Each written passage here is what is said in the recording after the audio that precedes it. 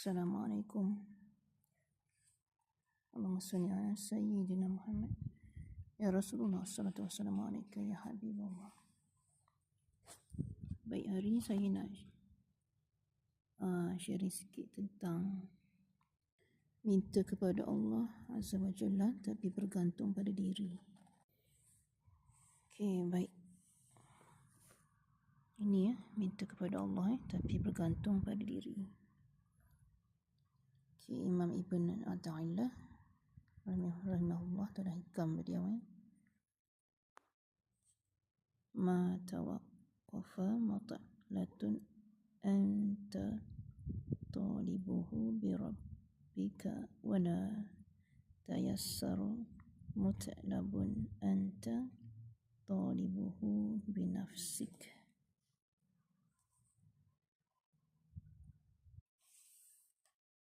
Agak panjang, ada 3 muka, namun saya akan kongsikan sedikit yang penting lah untuk manfaat bersama kan, insyaAllah.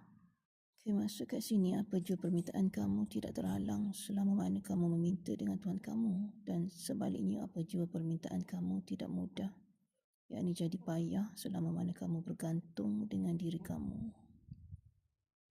Okay, apa maksudnya kat situ ya? Baik, kat sini kita baca sama-sama Permintaan yang dimaksudkan adalah bersifat umum, baik kaitan akhirat ataupun di dunia. Matan ini jelas menyampaikan mesej bahawa apa yang kamu minta dan doakan tidak akan terhalang pengkabulannya selama mana kamu sepenuh hati bergantung kepada Allah agar dimudahkan permintaan dan urusan kehidupan. Okay, kita kena faham kat sini kita memang totally 100% bergantung pada Allah lah kan. Macam mana pun kita usahakan, tapi selebihnya memang Allah yang akan tentukan lah sejauh mana kita punya keberjayaan tu lah kan. Baik, saya sambung yang terakhir. Oleh itu hendaklah kita menjadi si fakir, yakni yang berhajat dan bergantung kepada Allah Ta'ala.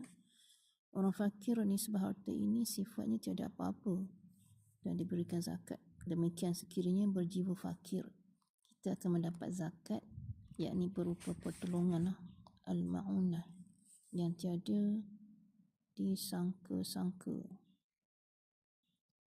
rasa cukup dan makrifat lah. Wallahu a'lam.